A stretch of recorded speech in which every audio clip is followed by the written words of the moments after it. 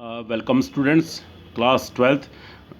Today we will start new chapter, dissolution of partnership firm. Okay, so I will discuss you some theory of this chapter. Dissolution means कि partnership अपने business को क्या कर रहे, wind up कर रहे, okay, close कर रहे, शट डाउन कर रहे, तो उसको बोलते हैं डिसोल्यूशन ऑफ पार्टनरशिप फॉर्म. मतलब इट मीन्स पार्टनरशिप क्या हो रही है, एंड हो रही है, मतलब एंड हो रही है. तो see what is the meaning of dissolution of firm. Dissolution of firm means dissolution of partnership among all the partner in the firm. Okay, they are shutting their business, shut down their business. Okay, in the event of dissolution of firm, as all its assets are realized and liability are settled. तो जब क्या होता है, dissolution होता है बच्चे, तो जो भी बिजनेस की जो पार्टनरशिप फर्म की क्या होती है, जितनी भी एसेट्स होती है उनको बेचा जाता है, उनको सोल्ड किया जाता है, और realising the money and payment of the liabilities. जो भी बिजनेस की क्या होती है, पार्टनरशिप फर्म की क्या होती है, लाइबिलिटीज़ होता है, उनका क्या होता है, पेमेंट होता है. एंड बैलेंस, एंड लास्ट में कोई if there is any balance, तो it will be distributed among the partner. ये पार्टनर्स आपस में क्या कर लेंगे, डिस्ट्रीब्यूट. इट मीन्स कि all the assets of the business to be sold, liabilities का क्या होगा, पेमेंट होगा, और कोई पैसा बचता है लास्ट में, वो पार्टनर्स आपस में क्या कर लेते हैं, उसको डिस्ट्रीब्यूट कर लेते हैं. तो उसको बोलते हैं dissolution of partnership firm. Okay, dissolution of partnership firm. Now there is some difference. तो मैं थोड़ा सा इसको डिस्कस करता हूँ. देखो, व्हाट डिसोल्यूशन ऑफ फर्म और डिसोल्यूशन ऑफ पार्टनरशिप. देखो, डिसोल्यूशन ऑफ फर्म मीन्स कि it means closure of the firm and end of the business enterprise among all the partner. Dissolution of partnership का मतलब क्या होता है कि फर्म बंद नहीं होती है. It means change in the business relationship among the partner. The firm continue its business. कि फर्म हमेशा क्या रहती है, अपना बिजनेस को कंटिन्यू रखती है, लेकिन डिसोल्यूशन ऑफ फर्म होगा तो पूरा बिजनेस क्या हो जाएगा, बंद हो जाएगा. लेकिन अगर डिसोल्यूशन ऑफ पार्टनरशिप का मीन्स कि उनके बीच रिलेशनशिप में चेंज आ रहा है, but there is a continue its in its business. The firm continue its business. Okay, it can be either voluntary, अपनी dissolution of firm may be a voluntary by the partner और compulsory by the order of the court. या फिर आपस में ही वो discuss करके क्या करते हैं, सब लोग डिस्कस करके आपस में बिजनेस को बंद करते हैं, या फिर it should be A compulsory by the court. अगर या फिर कोर्ट के थ्रू कोई इलीगल बिजनेस हो गया है, तो कोर्ट के थ्रू क्या होता है, बंद किया जाता है. उसको बोलते हैं dissolution of firm. It is always voluntary. ये क्या होता है, हमेशा वॉलंटरी होता है. वॉलंटरी मीन्स कि जैसे कि एडमिशन ऑफ पार्टनर. तो एडमिशन ऑफ पार्टनरशिप, कोई नया पार्टनर एडमिट हो रहा है, तो उसको क्या होगा, उनके जो ओल्ड पार्टनरशिप थी वो खत्म हो गई, अब नई पार्टनरशिप बनेगी. ठीक है, कोई पार्टनर रिटायर हो रहा है, उस समय क्या होता है, डिसोल्यूशन ऑफ पार्टनरशिप. कि पार्टनर के रिटायरमेंट में भी क्या होता है, ओल्ड पार्टनरशिप चेंज होती है, जो ओल्ड पार्टनरशिप होता है वो क्विट होती है, अब उनके बीच नई पार्टनरशिप स्टार्ट होती है. तो इसको बोलते हैं डिसोल्यूशन ऑफ पार्टनरशिप. तो बिजनेस कंटिन्यूएशन, ठीक है, it can be either by the voluntary और by the compulsory by the court, but it is always voluntary, अपनी इच्छा से. Business of the firms comes to end. देखो, बिजनेस क्या होता है, फर्म का क्या होता है, end. But here the business will remain the continue, because in the admission, in the retirement, business क्या होता है, कंटिन्यू रहता है. Assets of firms are realised. ठीक है, books of account of firms are close. Books of account firm need not to be close. Books क्या होता है, इसमें बुक्स क्लोज होती हैं, जो भी अकाउंट्स की बुक होती है उनको क्लोज किया जाता है, इसमें बुक्स को क्लोज नहीं किया जाता है. Settlement of the account, assets of the firm are realised. जो भी फर्म की जो एसिड्स होती हैं उनको क्या किया जाता है, रियलाइज किया जाता है, और लाइबिलिटीज़ का पेमेंट किया जाता है, liabilities are settled. Okay, the balance amount if any distributed among all the partner. और जो लास्ट में कोई पैसा बचता है वो पार्टनरशिप आपस में क्या करते हैं, जो पार्टनर्स होते हैं वो आपस में क्या करते हैं, एक बांट देते हैं. लेकिन assets of firms are revaluate. जब एडमिशन होता है उस समय क्या होता है, रीवैल्यूएशन होता है, एसिड्स को दोबारा से रीवैल्यूएट किया जाता है. ठीक है, लाइबिलिटीज़ आर एसीज, लाइबिलिटीज का दोबारा से असीजमेंट होता है. द प्रॉफिट और loss due to its distributed among the partner in their old profit sharing ratio. जैसे कि एडमिशन में, रिटायरमेंट में, what you prepare, the revaluation account. But in the dissolution of partnership firm you prepare the realisation account. Economic relationship among the partner comes to end. ठीक है, पर जब dissolution of firm होता है, economic relationship among the partner remains continue with change. Okay, economic relationship among the partner continue with the change.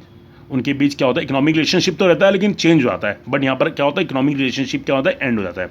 Dissolution of firm means dissolution of partnership. अगर firm का dissolution होगा तो it means dissolution of partnership.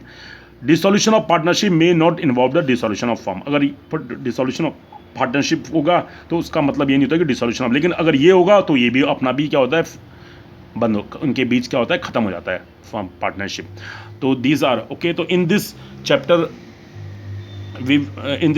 we will how to which accounts are prepared in the dissolution of firm।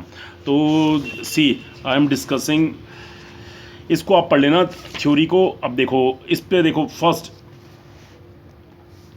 dissolution of process of a firm। देखो the dissolution of process of partnership firm divided into two part।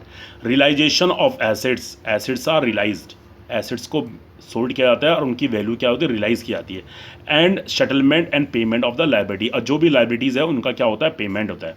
Final settlement of account of the partner, और last में उनके accounts को क्या कहा जाता है, उनके बीच क्या होता है, सेटलमेंट होता है। तो what in dissolution of firm what are the which accounts you prepare। first one is देखो dissolution of firms leads to disclosure of the books of account। तो now in dissolution of process following accounts are opened in the books of account of the firm। देखो first you have to prepare the realization account, all the assets are recorded, all the liabilities are recorded, then these assets are sold, liabilities का क्या होता है, payment होता है। Okay तो first you will prepare the realization account, then you will prepare the partner loan account if the partner have paid the loans to the given the loan to the business। okay partners capital account for final settlement, and last में you will prepare the bank account। it means you have to prepare realization account, partners loan account, partners capital account, or then you will prepare bank or you can say cash account। okay now what is the realization account।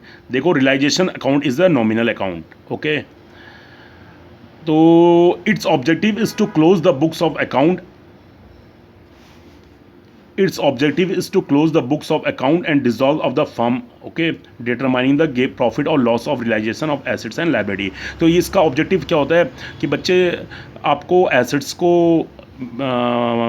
Sold किया जाता है और liabilities का payment होता है, payment किया जाता है। जो भी लास्ट में प्रॉफिट बचता है या फिर प्रॉफिट होगा तो profit if there is a profit they will be distributed among the partner, if there is a loss then the loss will be distributed among the partner in their profit sharing ratio। okay now gain or a loss of realization is transferred to partners capital account in their profit sharing ratio। now what are the various account you prepare। I already discussed you realization account, partners loan account, partners capital account and balance sheet। Balance sheet not bank account और you can say cash account. इसमें balance sheet नहीं बनती है, इसमें last में bank account और cash account बनता है। तो see how you will prepare the realisation account. तो I am discussing, then I will discuss you see. देखो रियलाइजेशन अकाउंट कैसे बनेगा, here is a proforma. Okay तो सबसे पहले आपने क्वेश्चन को रीड करना है और जो भी एसिड्स हैं all the acids first you right on the debit side. सारी एसिड्स को क्या करो, बैलेंस शीट में जितनी भी एसिड्स हैं उनको कहाँ लिखो, डेबिट साइड में। जैसे कि to land and building, to plant and machinery, to furniture, to investment, to stock, to debtors.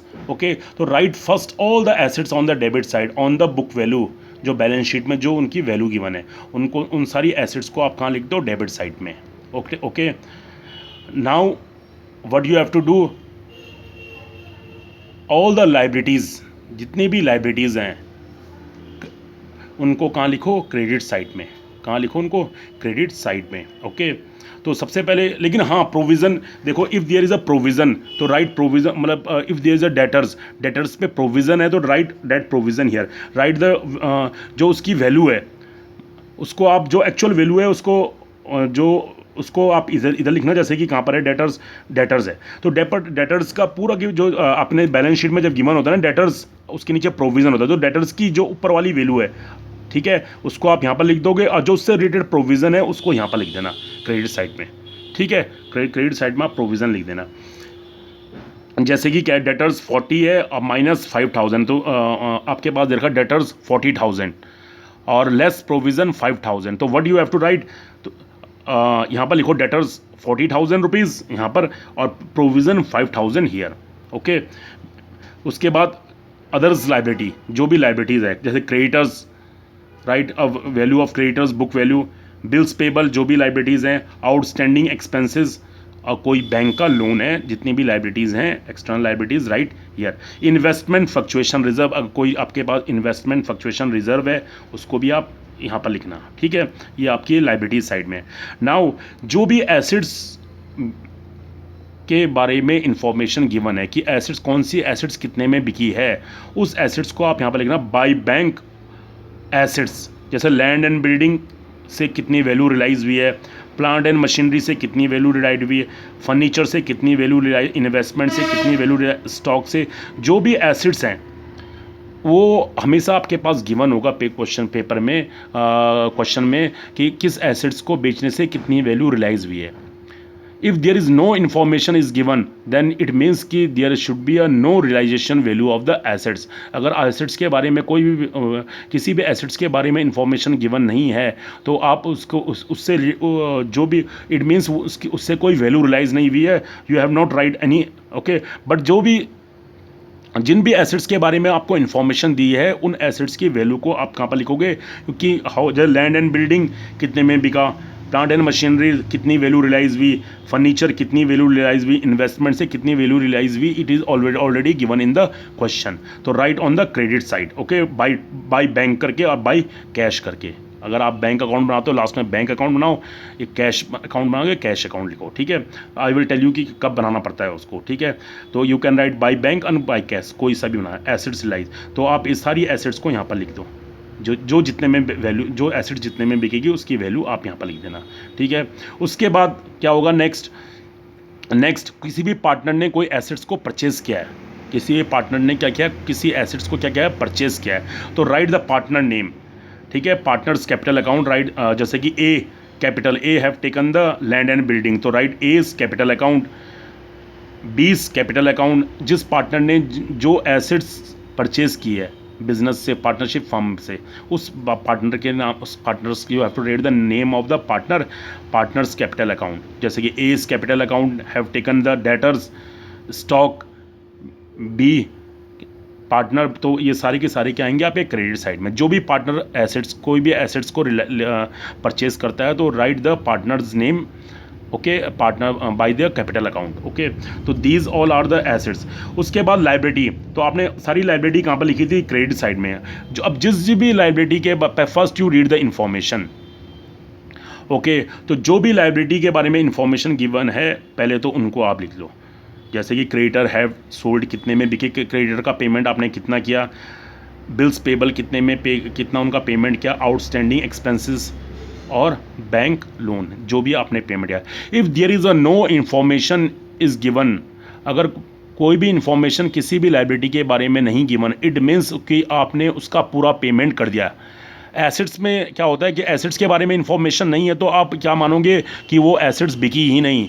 लेकिन लाइबिलिटी के बारे में क्या है, अगर इंफॉर्मेशन नहीं है गिवन कि किसी भी लाइबिलिटी, जैसे क्रेडिटर्स के बारे में इंफॉर्मेशन नहीं थी गिवन कि क्रेडिटर्स का आपने कितना पेमेंट किया, तो आप क्या मानोगे कि आप बाई बैंक करके पूरा पेमेंट करोगे, लाइबिलिटीज़ का पूरा पेमेंट होगा। चाहे उसके बारे में इंफॉर्मेशन है तो वेल एंड गुड, नहीं है तो आप उसका पूरा पेमेंट करोगे। लेकिन एसेट्स पे क्या है, जिनके बारे में इंफॉर्मेशन गिवन होगी आपने सिर्फ उन्हीं की वैल्यू क्या करनी है, रिलाइज करनी है। तो sundry creditor, bills payable, outstanding, okay. If any liability is taken by any partner, same right the partner name, जैसे कि 2A कैपिटल अकाउंट, ठीक है। लाइबिलिटी को जो लाइबिलिटी पार्टनर ने ली है, बी ने कोई लाइबिलिटी ली है, राइट बी। और जो रियलाइजेशन एक्सपेंसेस होंगे, जो ये रियलाइजेशन के एक्सपेंसेस होंगे वो राइट टू बैंक और कैश, कोई भी रियलाइजेशन एक्सपेंसेस होंगे, मतलब इस जो ये रियलाइजेशन करने में जो भी एक्सपेंसेस पे होगा, एसेट्स को बेचने में, लाइबिलिटीज़ का पेमेंट करने में जो भी एक्सपेंसेस होंगे उसके लिए लिखोगे टू बैंक। अगर किसी पार्टनर ने पे किया तो राइट द पार्टनर नेम। अगर किसी ने पे नहीं किया, अगर पार्टनर्स के फर्म के अकाउंट से पे हुआ तो टू राइट टू बैंक और कैश। अगर किसी पार्टनर ने पर्सनली पे किया है तो राइट द पार्टनर्स नेम। अगर पार्टनर्स ने अपने एक्सपेंसेस पे किए हैं, write the partner name, okay. To partner, जैसे partner A paid the realisation expense, to write A capital account.